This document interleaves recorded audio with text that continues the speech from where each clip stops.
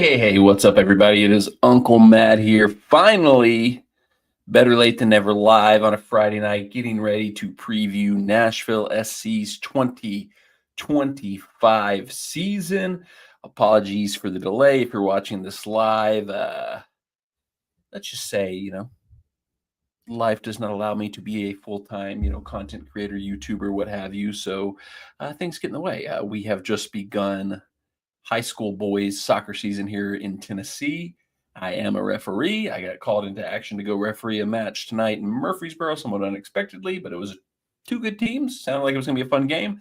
It was going to be at the nice indoor field they've built at the Regal Soccer Complex in Murfreesboro. And I was like, oh, indoors. It won't be that bad because it's frigidly cold in Nashville right now. Turns out there's no heat in that indoor facility. So basically, it's just all it does is block the wind and keep you from being directly outdoors. And it was also freezing cold in there. Not great. And then, of course, afterwards, it's Friday night. You gotta do your wifey time. You got to do your husbandly duties. Me and Justin went and had a delicious dinner just now at Edley's Barbecue. So everything kind of pushed back. But here we are now. So, the good things about these streams is I try to keep them, concise. I try not to go for like 2-3 hours or anything crazy like that. So, if somebody watches this on replay later, thank you for watching on replay.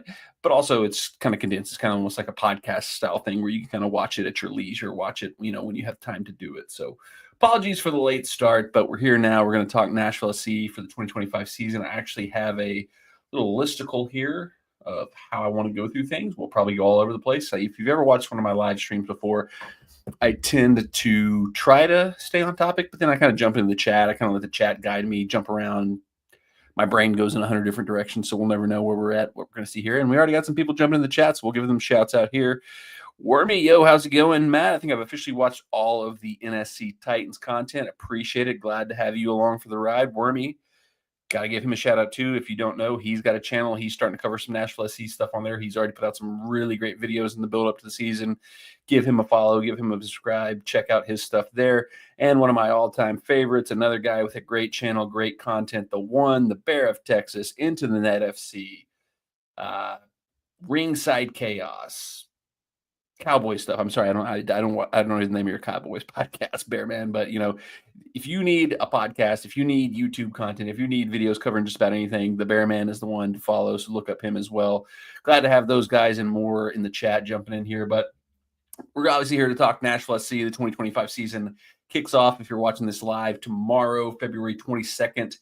The boys in gold play host to New England Revolution at Geodis Park. I'll be there live.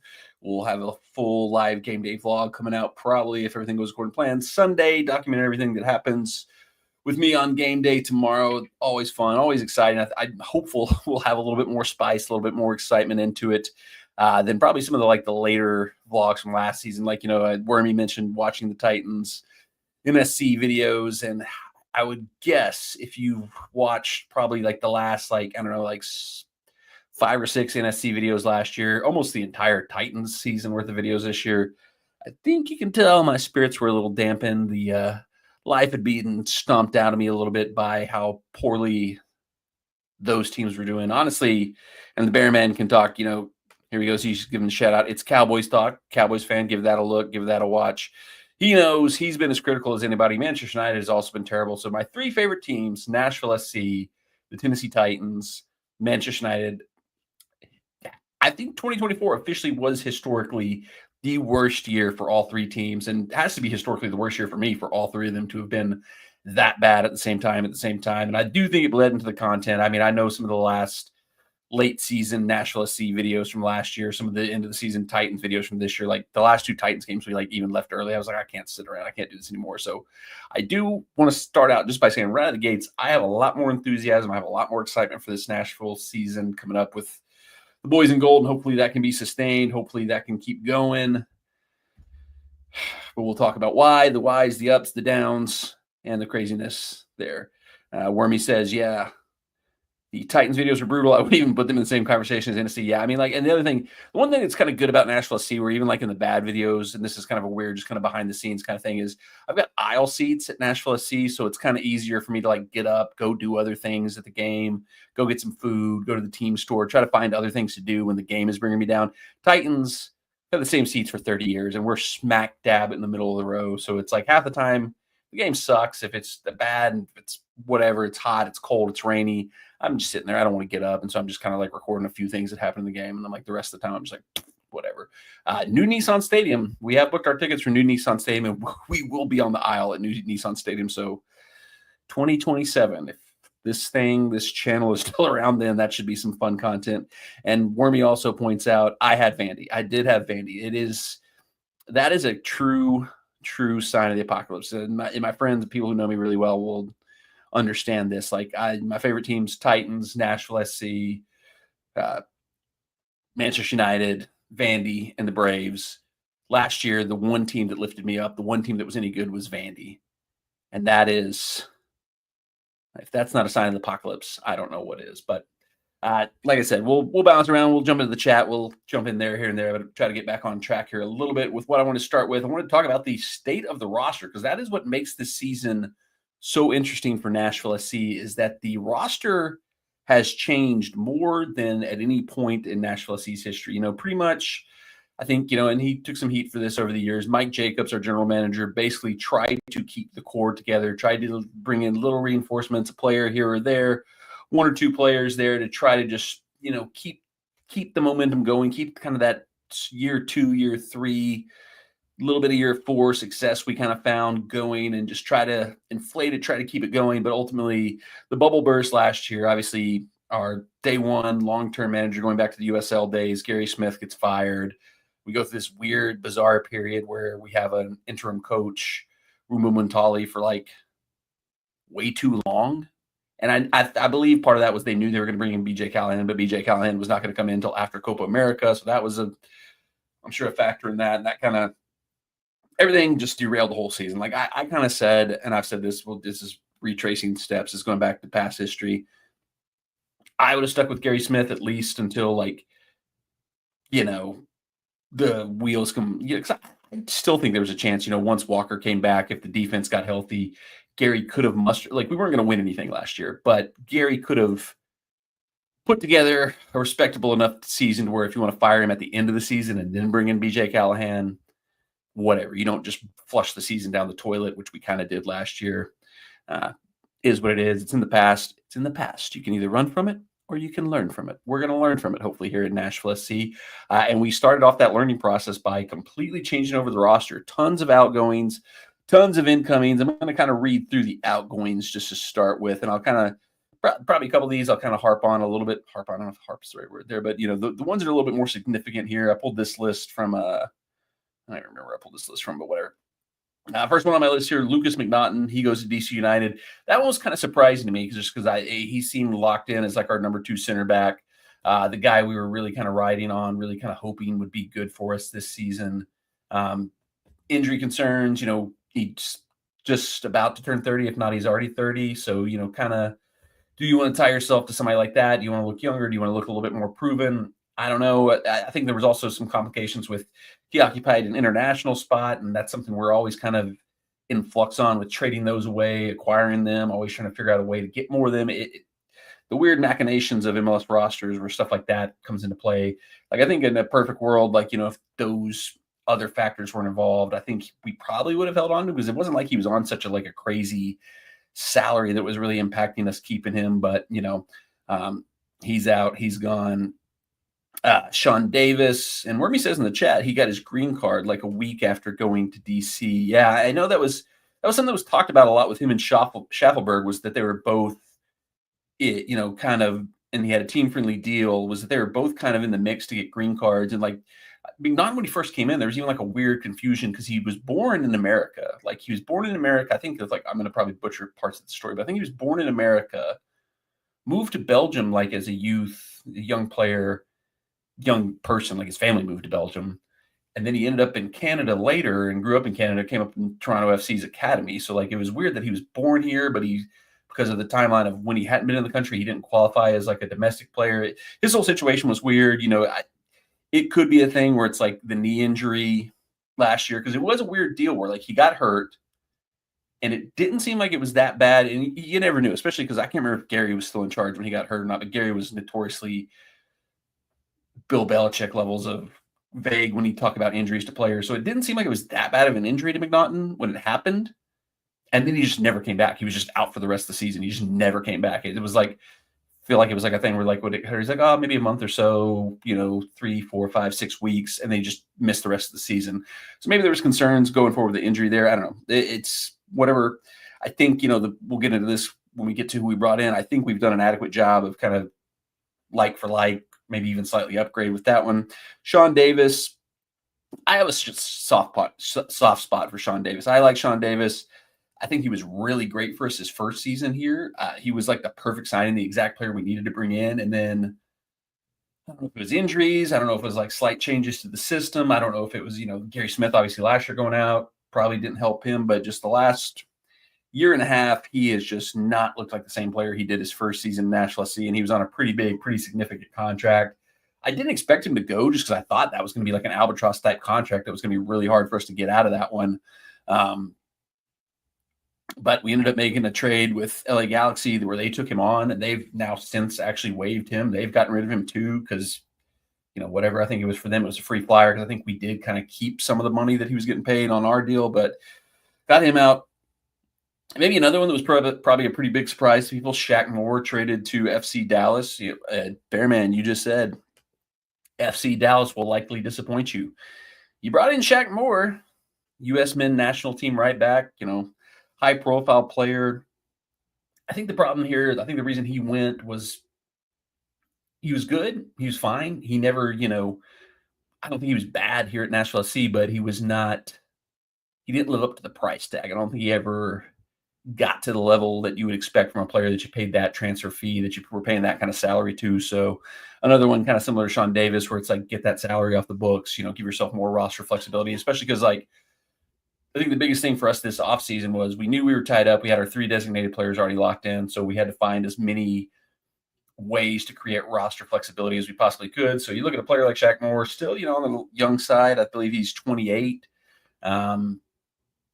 But, he wasn't a player that was, lighting the world on fire. He wasn't really what I would call a difference maker here for Nashville SC. I don't really think it was noticeable, any kind of upgrade from the right back position from when he came in from what we had before. So, are you going to really keep paying that guy that much if you can get out of that contract, open up some money to spend elsewhere?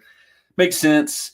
Randall Leal, the great probably tragedy of the Nashville SC 1.0, as it's probably looked back on now, is like he was the dude, like the first couple games, the start of our first season, he was who Henny Mukhtar is who we thought Randall Leal was going to be. Randall Leal came out on fire, scored goals, he was our penalty taker. He looked like he was going to be the first Nashville SC superstar.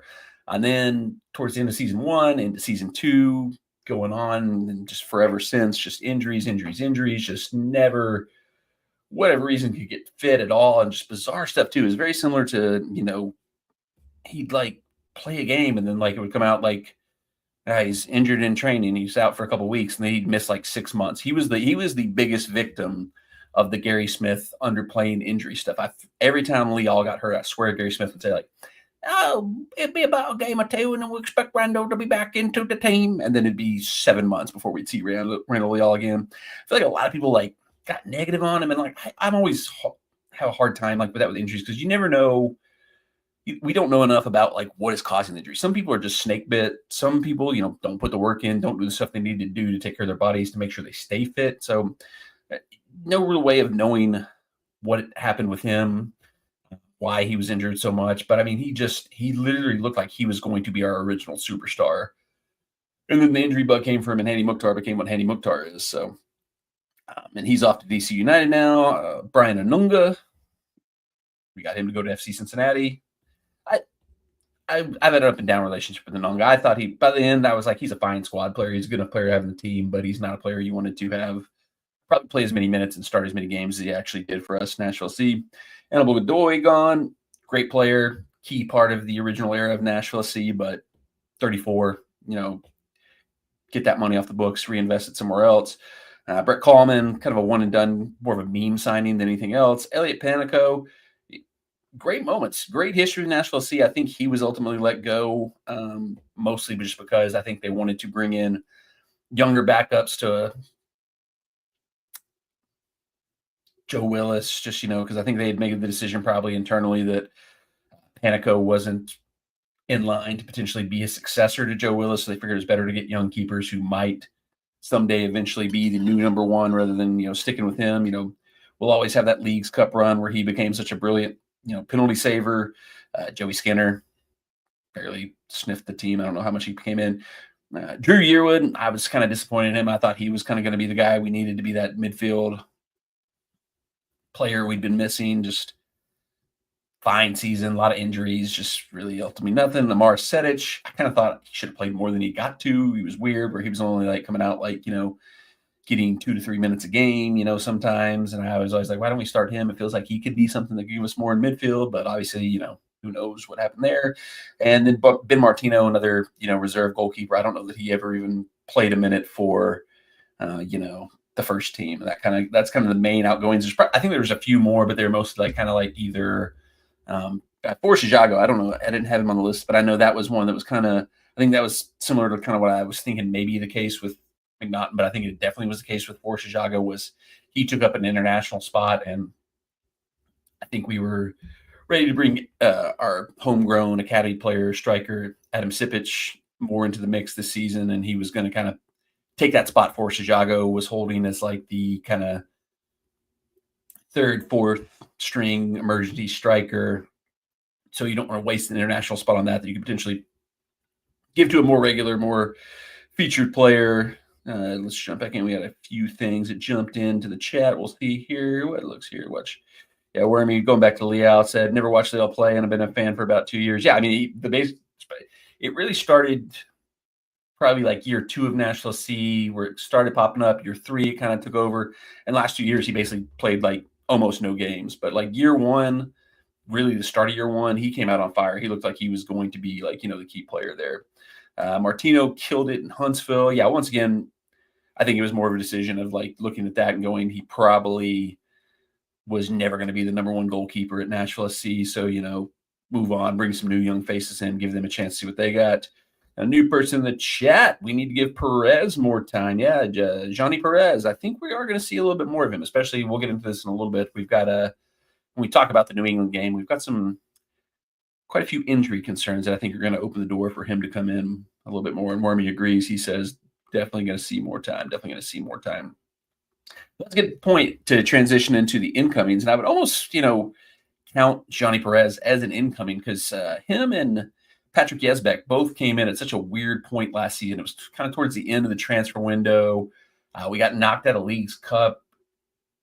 The kind of break, and Yesbeck obviously had his little situation that he got suspended for, which don't condone that, obviously. But, I feel like neither one of them really fully got the chance to integrate and really get their start last year. So it feels like this is kind of fresh start. I'm counting them almost both as new players this season because they really are kind of coming in fresh. They've had a full off season. They've had a full preseason, full training camp with BJ Callahan as the coach. So I think we're really going to see more of them. We're going to see more of what they can do for us here, I think, with both those. So I kind of would lump them in almost as incomings, even though they were technically on the roster last year. But going beyond that, we've got Ahmad Kassam, the new signing brought in right towards the end of the week last week. Swedish U22 winger, high profile, high excitement, high potential, but kind of unproven, untested, really.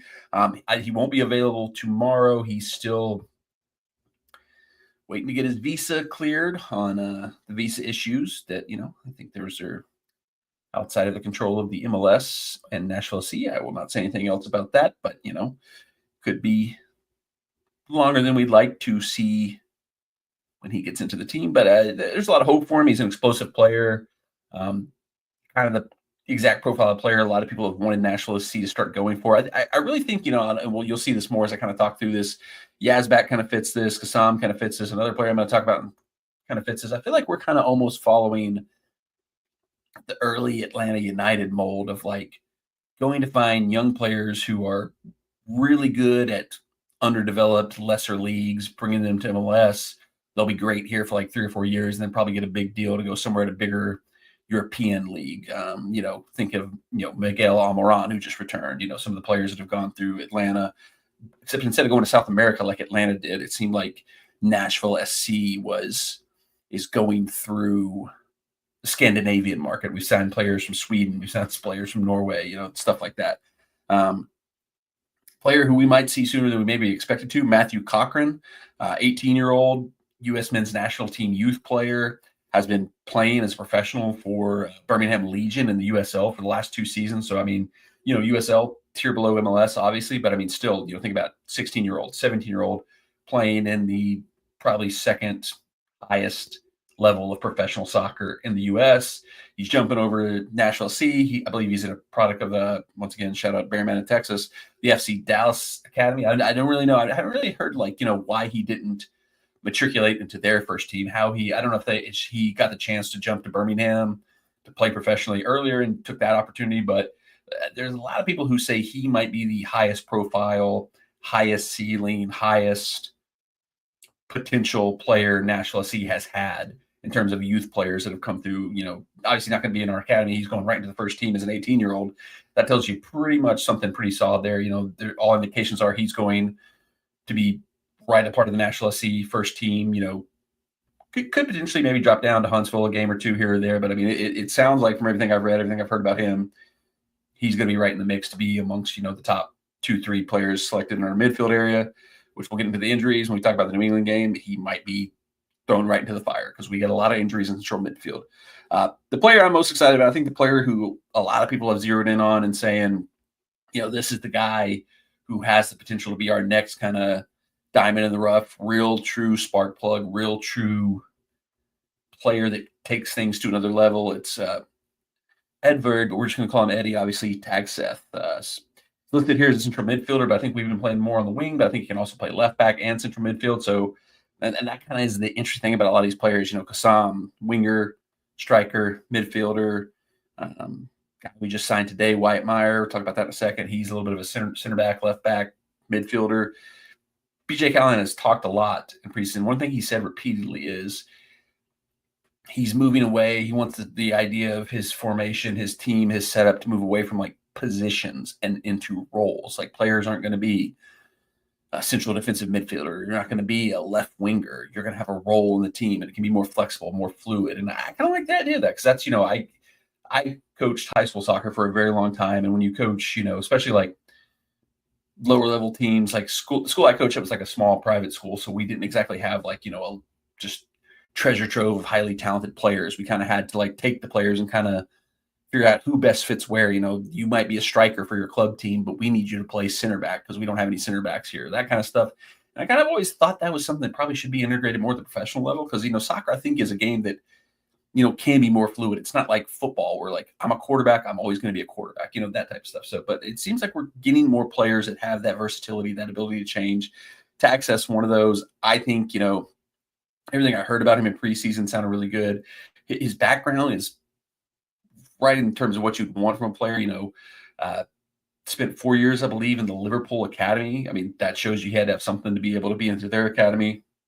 Went back to his native Norway, was playing, as a young player for Rosenborg, which, the Norwegian league's not a top tier league, but Rosenborg is one of the best teams there, and he was starting for them, as a young player. So solid player. He's it's unproven, it's untested. We don't really know what's going to happen when he's on the field, but I think, me and a lot of other people are kind of circling him and saying, this is the guy we're kind of hanging our hopes on as being the next kind of, I don't want to say the next Hani Mukhtar, but that next player where outside of the Nashville SC bubble, people aren't really aware of him. They don't really know what he's going to do. And, he can be the guy that can jump in, be a spark plug, be that next kind of, who's the guy beyond Sam Sturridge? Who's the guy beyond Hani Mukhtar? Who's going to be the person creating goals, scoring goals beyond those two? I think everybody kind of hopes and expects he could be the one. Brian Acosta, center midfielder, veteran player, MLS experience, former designated player for Houston Dynamo. I think he's been brought in more as a depth piece, but, depth piece who's got a pretty good pedigree, pretty good background, Jason I'm going to mispronounce this one so bad. Paliacos, center back from, I believe, Honduras. I believe he's been playing in, I'm not going to even try to say it because I'll mess up wherever he's from, but a veteran experienced center back who's been playing. He's 30. I think he's depth piece, but a guy who they kind of want to bring somebody in who would be more of a challenge to Jack Marr, potentially being, the number 2 center back right next to Walker Zimmerman. Somebody, I think, hello, my name is Lionel Messi, said in the chat, Valdez, Goalkeeper, I think he's probably going to be the third goalkeeper from the way it looked in preseason. It looks like Schwecke, the other goalkeeper brought in, is probably going to be number 2. Gaston Brugman, I'll be interested to see what we get out of him. He was the LA Galaxy's MLS Cup final MVP last season. He's who came to us on the other side of the Sean Davis trade in the Nashville SC YouTube series, Made in Gold, which is awesome. If you haven't checked that out, check that out. It's like a Nashville SC Hard Knocks, basically documenting their preseason, building up to the start of this season.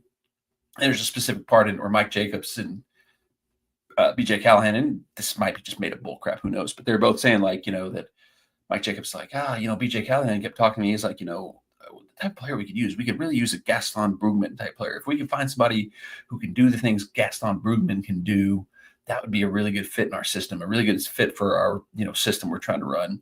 And then Mike Jacobs was like, well, I kind of asked around. I kind of did, some digging, and turns out Gaston Brugman was available. So instead of just trying to find a Gaston Brugman, we brought in the Gaston Brugman. But he is injured. He's going to miss at least the first little stretch of the season, so we won't get to see exactly what that looks like, exactly what it is. BJ Callahan was so excited about with him for a little while. Don't know really what the timeline is on there.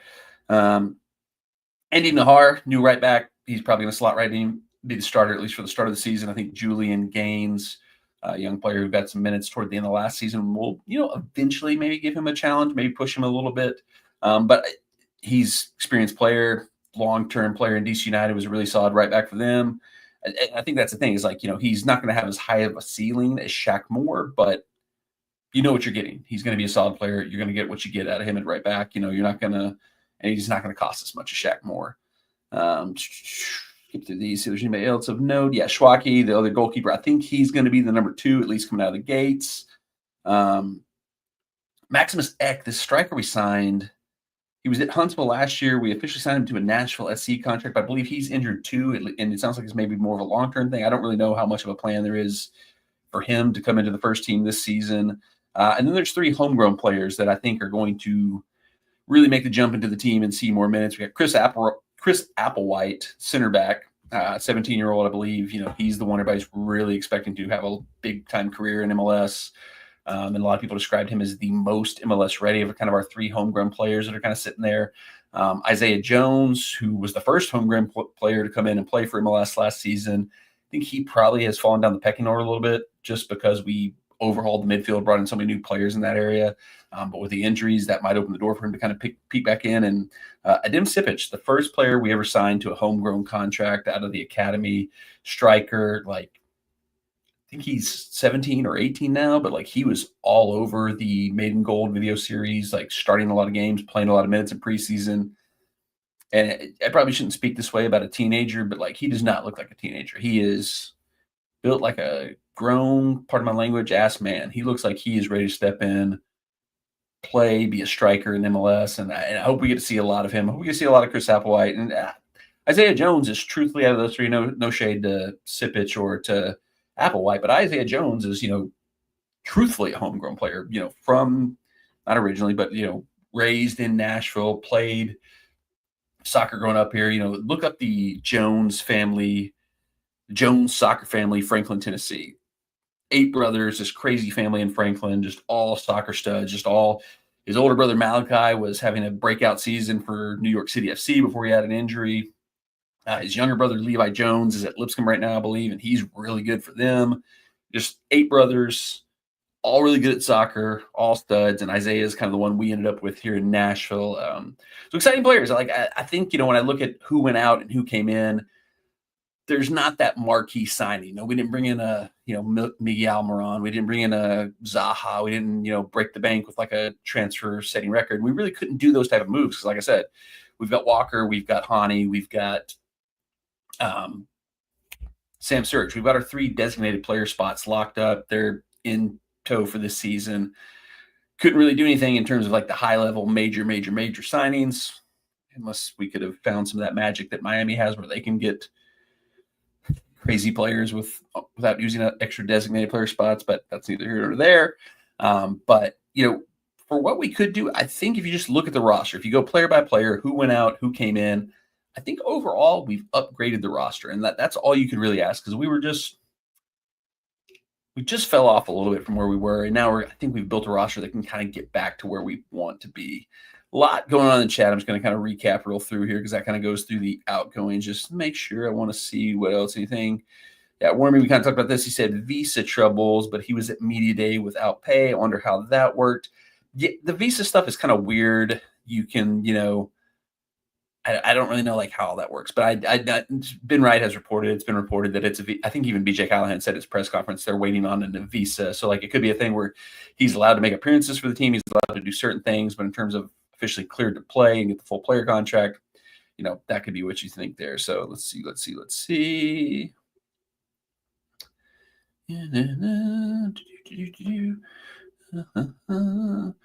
Yeah, Bearman's been on a great journey. He's been changing his life. He's sharing it on his Twitter. You should go follow him on Twitter. He's been sharing some really great stuff there. So if you're ever, struggling, ever just trying to need some inspiration, he's a great guy for that kind of stuff. Okay. Columbus might be terrible this season with the Cucho trade. Yeah, it is kind of weird. Not just Cucho. They also traded Christian Ramirez, their other really good attacking player, to LA. So they're kind of depleted all of a sudden. But, I mean, they've got the best coach in MLS. Like, it's one of those things where, like, till Wilfred Nancy struggles, till he fails, I won't believe it. I don't think it's going to be hard for them to be the top tier, battling right at the top of the table team that they have been. But I feel like he's a good enough coach that he will keep them in the mix and keep them doing well in terms of that. Yeah, Wormy said he was league MVP, not finals MVP. I'm pretty sure. I think Messi was league MVP last year. So I know that for sure. Yeah, I think Bergman was the MVP of the final game, LA versus New York Red Bull last year. Yep. You already correct yourself. This is where I should just read ahead a little bit. I'm wrong. Scratch that. So excited for tomorrow. Yep. Can't wait. We're going to be there live. Game day vlog will be coming soon. Thoughts on Arena in San Jose and the scandal he's trying to leave behind? I've always been a Bruce Arena guy. My formative kind of years as a soccer fan was 2000, early 2000s, the 2002 World Cup. That probably is where I just locked in and was like, soccer is going to be my sport. I'm going to love soccer for the rest of my life. I remember I was in Panama City Beach with my family. We were playing Mexico. The tournament was in Asia. So like the game was like at 2:00 in the morning. I woke up 2:00 in the morning to watch that game. I was like, staying in a condo where like my parents had one bedroom, my aunt and uncle had one bedroom, and me and my cousin, I'd like sleep on the couches, like fold out couches in the living room. And I woke up at like 3:00 in the morning out in the living room, put the game on, watched Landon Donovan score, Dos Acero in the World Cup, beating Portugal in that first game. I watched that downstairs at my parents' house, like at 3:00 in the morning. That tournament just forever cemented my love of soccer. That I'll point to that is that was 100% where I became just a diehard. Soccer's going to be my life. That's what I'm going to love for the rest of my life. That tournament. Bruce Arena was a huge part of that. I thought, he was a great coach. He was great for what we needed at that point in time. Obviously, his track record in MLS is, you can't knock it. He's by far the most successful coach in MLS history.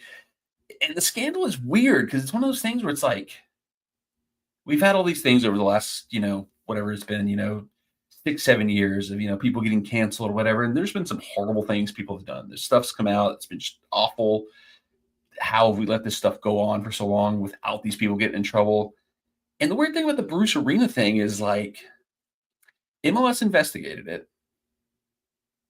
And ultimately, obviously, they found nothing wrong because they would not have allowed San Jose Earthquakes to hire him if they felt anything he had done in New England was so egregious. It just seemed like, I think New England was, MLS, it's different than other leagues.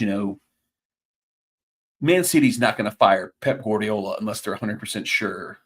And it's crazy. I'm going to feel like an idiot comparing Pep Guardiola to Bruce Arena, but they're not going to fire Pep Guardiola unless they're like 100% sure. Like, and they might even like get evidence that he did something crazy and still go, we don't care. We're just still going to hire Pep Guardiola. I mean, they're, the people that own them are not the most, honorable people to begin with, but it seemed to me, nothing really ever came out. It just seemed like maybe he was too mean to people, or maybe he said, I'm a little older than probably a lot of people that, interact with this channel. Maybe he said things that back in our day, I'm not as old as Bruce Arena. Let me get that clear.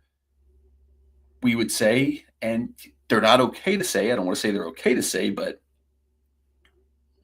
you know what I mean? Like, it never seemed to come out that he actually did anything horribly egregious to the level they made it seem when the whole thing first started.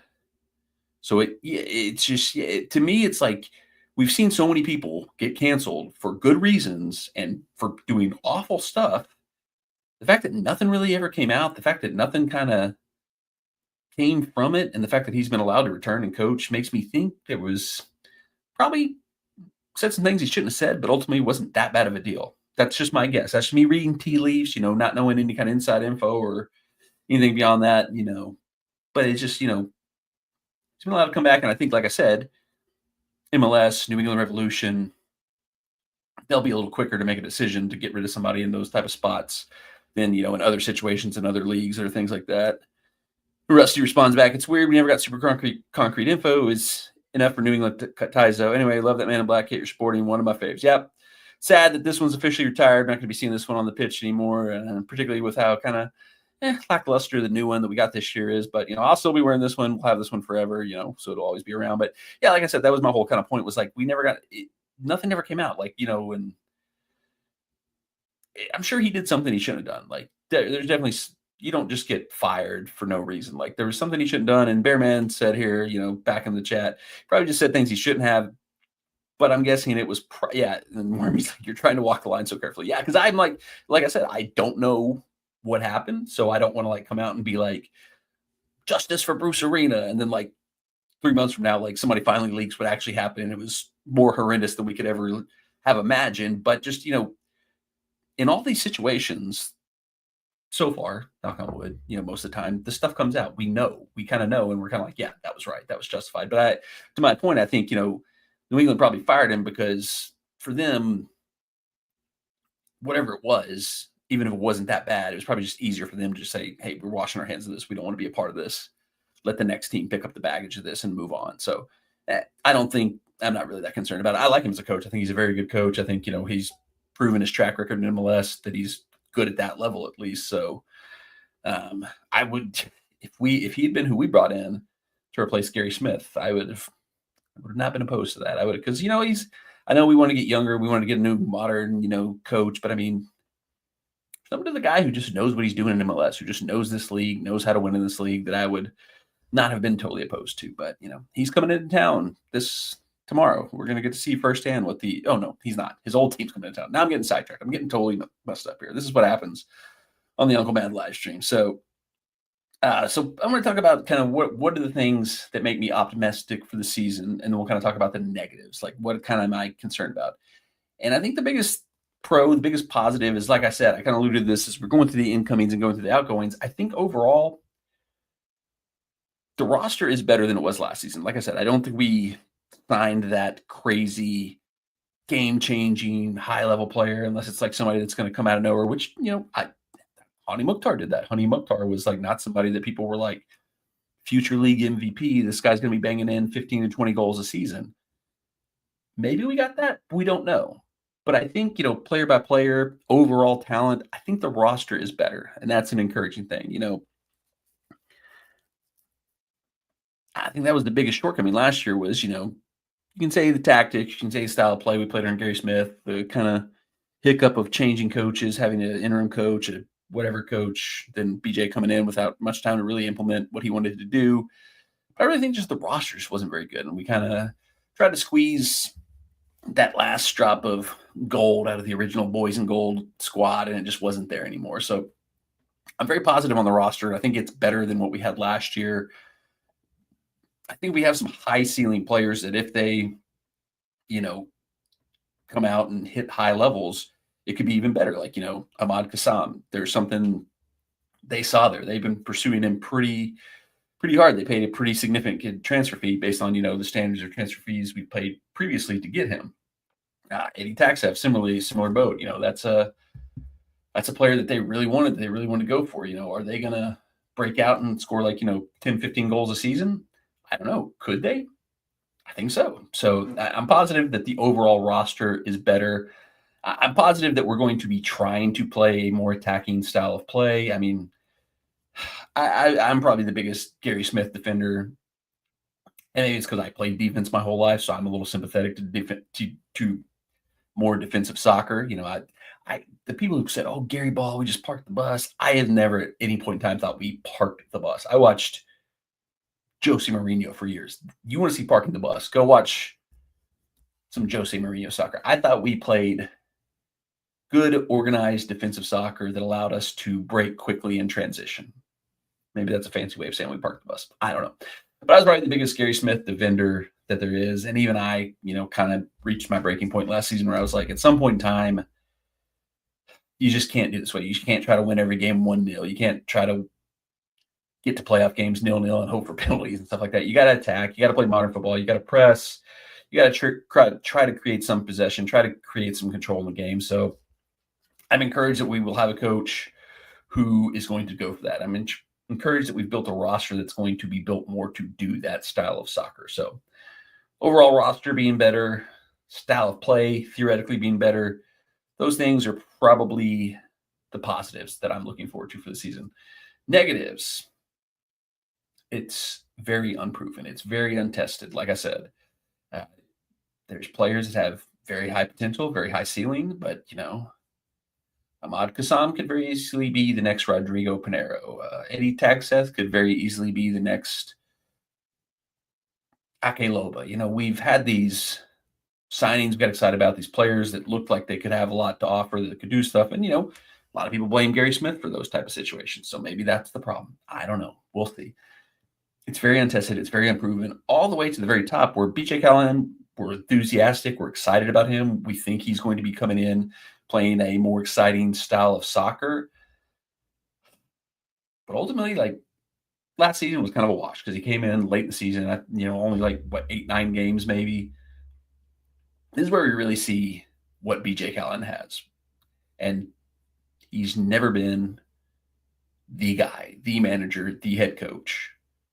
This is where we find out what is it going there. And I'm excited about it. I'm enthusiastic about it. Every time I hear him talk, when he's not saying the stupid buzzwords like Nashville SC 2.0, which Wormy mentioned in the chat, Nashville SC 2.0, uniquely Nashville. I'm so sick of hearing him and Mike Jacobs say that stuff.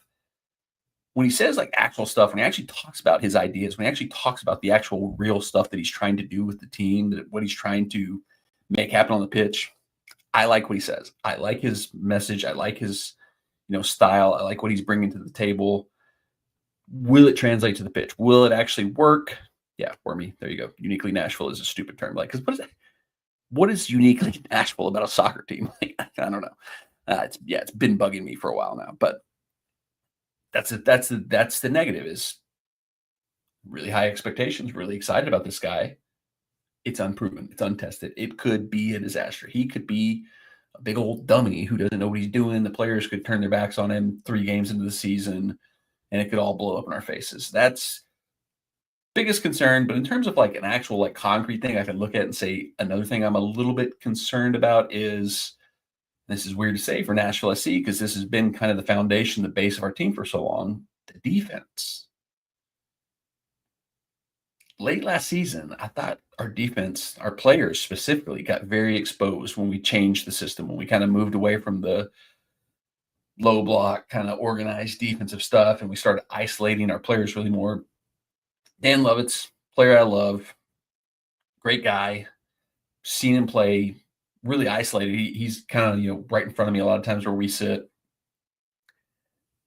Late last season, he started to get into one-on-one situations and was just getting cooked. And I was kind of like, is this him just trickling over the hill, or is this the less defensive, stable approach we're coming to the game is exposing our defense more? And you look across the back line, you probably say solid players. Dan Lovett, solid player. Walker Zimmerman, solid player. Andy Nahar, solid player. Jack Marr, Palakos, whoever ends up being the other center back, solid players. But outside of Jack Marr, they're all, and as an older person, I hate to say that they're old, they're all the wrong side of 30. They're all, not the sprinting, athletic, pace-setting runners out there. So if they get kind of left on an island, if they kind of get just hit on counterattacks, we could be in trouble. And Jack Marr's young, but I don't think he's going to be the sprinting horse who's going to be sprinting back and covering everybody. And he looked like not great the especially last year. He had some struggles. So definitely concerned that, this more attack based approach with what we have in defense is going to be a problem. But I also kind of think, looking at the longer term picture for Nashville SC, fixing the midfield is phase one. That's what this season is.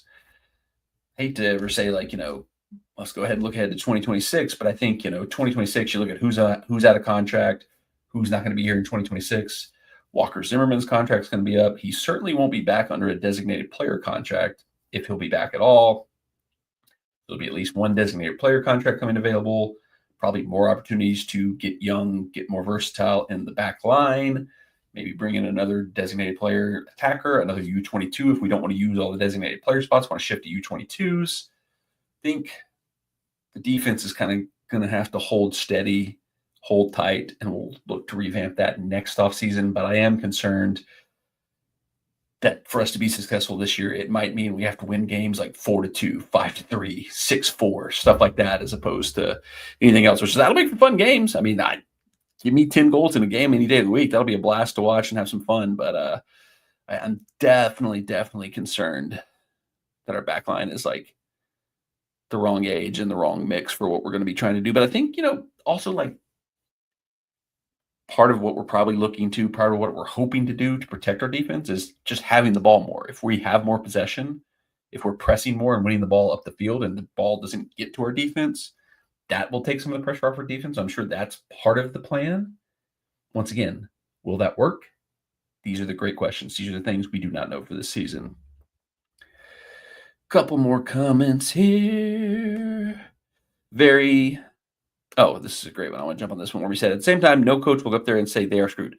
Go back to, I don't know if it was before last season or the season before, Charlotte FC's coach, legit, and there might have been something lost in translation because he was not speaking English, but he said, at this moment, we are screwed. He legit said that. I've got the meme somewhere. I wish I could pull it up right now, but it was hilarious. He said that. There actually was a coach that said that one time. Very worried about our aggressive attacking position and the quick transition to defense. Yeah, like I said, hopefully, I think the hope is we'll press more, so maybe we can win the ball up the field and not have to get those transitions. Hopefully, we'll just keep the ball and not have to put the defense on an island. But that's a lot of hopes. That's a lot of wishes. That's a lot of what's gonna do. What's the first scran of the season? Princes, tacos, or Greeks? El Nashtor, great DJ. Go to the parties he goes to. Follow him on Twitter. He's always out and DJing. Great artist. Love his music. I thought about this a lot. I looked to see if we had any new stuff, because I always want to try the new stuff if there's anything new featured. And it kind of looks like, it's going to be kind of the same layout at Geodis this year in terms of food. So if it's all the same places, if there's nothing new, if there's nothing, new to test and experiment, my go-to, especially if it's going to be 30 degrees and I want something that's going to warm me up and taste really good, Shivanadas. Going to go get those empanadas. That's where I'm leaning towards right now. But we'll see. I'll probably do a loop around the stadium, see if there is a new booth, a new stand, a new kiosk or something that I haven't had before. But one way or another, I think we're going to have some Shivanadas tomorrow. So pros, cons, roster changes, overall expectations. It just feels like if we were just a hair outside the playoffs last season and we've overall upgraded the roster, I just feel like we have to be back in that 9-7 range, right on the cusp of the playoffs. If things really click, if some of those things go to a higher level than we are expecting them to go, pushing to 5-6 even, I could see that. I'd be shocked if it's anything worse. The one thing that makes it hard to predict is I don't do a good enough job really keeping up with the rest of the league. I know the big signings, I know some of the big moves that have happened, but I can't tell you what St. Louis looks like this season. I don't really know anything about St. Louis for the season. I don't really have a good feel for, Red Bull New York went to the final last year, but have they done anything to upgrade or make themselves better here and there? New York City FC, don't really know much about their offseason. So I know some things here and there, but I don't have a good enough picture of the overall league to be able to say for sure, 100%, we're back to being a top, 5 team in the league. I'd be shocked if we were anywhere close to like, top 3, but anywhere between 5 and 9, I would not be surprised.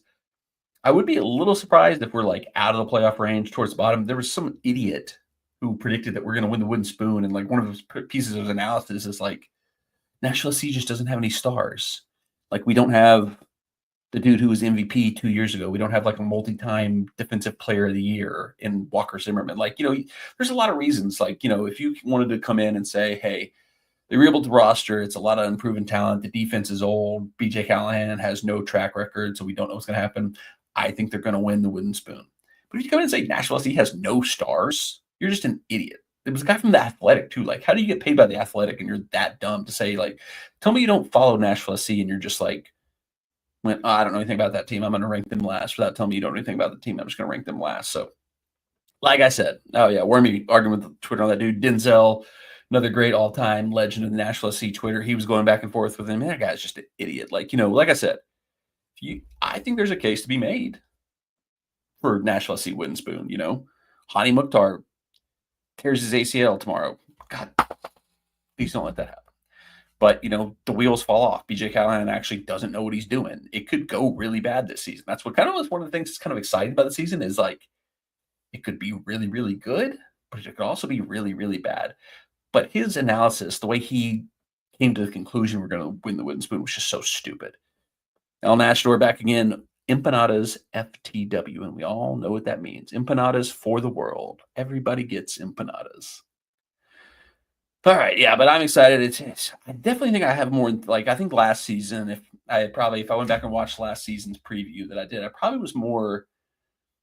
You could probably watch it, and I feel like I was probably trying to talk myself into it being a good season. I was probably trying to go like, well, I think maybe if this happens and this, it's good. And this year, I actually have real enthusiasm. I'm actually really excited. I actually really think we could get back to where we have been at some stages in Nashville SC's history. And it could be even better because even if we're like back to being like 7 to 8, 9, I think we're going to be more exciting to watch. Just style play, I think, is going to be better. So there's a lot to be excited about, a lot to be, enthusiastic about in the season. That's all we can really ask for as fans is to be enthusiastic and excited about our teams.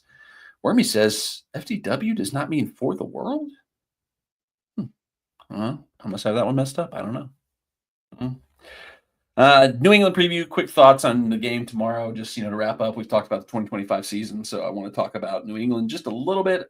It's interesting. It feels like we're kind of parallel teams right now. Like they're the team that had a terrible season last year that maybe didn't expect to have a terrible season.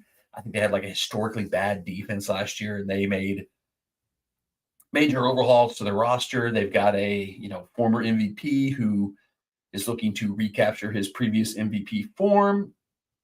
One thing that really scares me about them is that they signed Campanata. Maybe I'm thinking of Empanadas and messing up his name, but the striker who kind of fell out of favor in Miami when they brought in Suarez. And I feel like he's been a dude who's always been like a Nashville SC killer. Maybe that's just some weird bug I got in my brain that's not true. Sometimes I decide things and they're not actually true, but I've always like seen him as being a Nashville SC killer. I've gone on Battered Herons several times. It's a great, kind of similar YouTube channel that covers Inter Miami stuff, which they're never late on their videos. They are much more dedicated than I am. They're not, I don't know how they do it. Shout out those guys. They're workaholics. They do like 3 videos a week, pre-shows, post-shows, midweek shows. They've got a whole nother channel that covers the entire league. I ain't doing this full time. Shout out to those guys. They do great stuff. I've gone on with them, and I'm always like, I'm not even worried about Messi. I'm worried about Campanata or whatever his name is. And they're like, what are you talking about, dude? I'm like, yeah, he's a Nashville SC killer. Maybe he's not, but he's at he's at New England now, so he'll be there. I'm worried about that. Brad Jackson Wheel, I had a little funny 6 degrees of separation today. I had some extra tickets I came into for the game tomorrow. And I had a buddy, and I reached out to him. I was like, hey, man, I got 2 extra tickets. They're not with me. You're not going to be able to sit with me, but I got these extra tickets if you want them. And he's like, yeah, I'll let you know. And they called me back. He's like, hey, I totally didn't even know we were playing New England. I found out like my old coach who, grew up, coaching me was coming into town because his son just signed from San Jose and just signed with New England. He's playing there now. Yeah, his name's Jackson, so his dad's coming down. I was like, oh, I can get the tickets. I can take his dad. We can hang out, go see everything. And I was like, are you talking about Jackson Ueel? Like a dude who's been in the U.S. national team, has been a pretty solid player, pretty good player. I was like, a little weird connection there. But yeah, it's weird. There's some parallels between us and New England right now, and unfortunately, we have a really bad injury situation to start the season. Here's the official injury report for us tomorrow. Ruled out. Brian Acosta out with a thigh injury. That's a new one, I believe. I believe he'd been playing. He was not previously reported to be injured, so that's troubling. Tyler Boyd, we knew that, tore his ACL midway through the season last year. Probably won't be back till April, May-ish, I think is what's been projected. Gaston Brugman, he's been out, kind of injured the last half of preseason. Kind of know that's going to be a little bit more of a, I don't know, long-term, but not coming back anytime soon. Maximus Eck, he just seems like he hasn't been around at all since they announced they signed him. Julian Gaines, kind of similar to Brugman. I think he's kind of on that longer-term trajectory. And then Schaffelberg, that was a new one, popped up. Questionable. Also questionable Patrick Yazbak, who's been kind of questionable. And, I'm leaning towards both of them not starting. Yazbak maybe not even being in the team because he's been on that injury list a little bit longer than Schaffelberg. The good news is Hani Mukhtar was kind of in the mix of the injured players for the last couple of weeks, and he's not listed with an injury designation at all. So I think we're seeing Hani Mukhtar tomorrow. So that's a good sign. That's a positive sign. But no Acosta, no Brugman, possibly no Yazbak. That's our entire rebuilt midfield. The whole thing we needed to do this past offseason was rebuild the midfield. Probably the three key players in that rebuild are out injured, most likely tomorrow. So does Matthew Cochran get thrown in? Do we slide Eddie Tagsath or Alex Muil into central midfield? There's some options there. There's some things there, but we're going to have to get creative there. And it's to have been our main focus of the offseason was rebuilding the central midfield and to start the season with all the key pieces of that rebuild now out injured.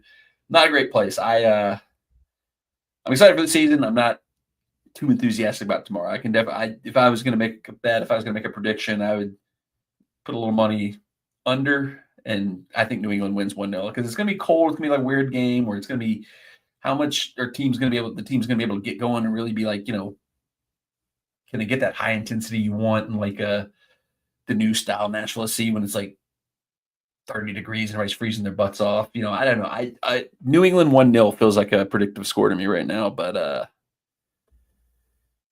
yeah, that's what I'm going to go with tomorrow. Sad thing. Yeah. El Nashville said, damn injuries. Yeah, that's what I feel. But and BJ Callahan has kind of alluded to that some of these injuries aren't too severe, but it's more of he even talked about the temperature when he was talking about Hani and Patrick Yazbak. He said, that in the cold weather, not getting to do full trainings because they've been doing a lot of indoor training.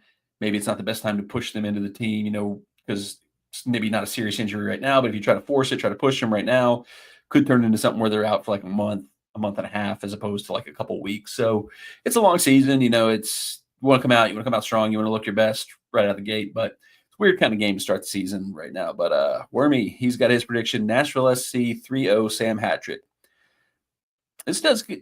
I'm glad you said that, Wormy. I do want to throw out some thoughts because I do think this could be a big Sam Surridge season. He's done pretty good. He hasn't hit the levels you would want out of a designated player striker. But we haven't really played a style of play that really generates that opportunity for a striker. So if we're playing a higher tempo, a more aggressive, more offensive pressing style, more possession based, more attacking based, you got to think your striker should be getting more goals. So he should be getting more opportunities. He should be getting more chances. There's more people in this team that can create chances, I think, than what we've had in the past. It could sneaky be a big Sam Surridge season. Keep an eye on that. I like your call there, Wormy.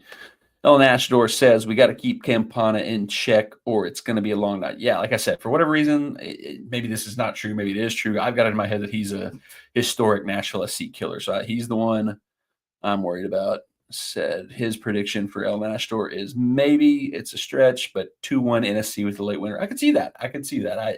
I definitely, it's early days. There's so much unknown about this Nashville SC team. It could go a lot of different ways.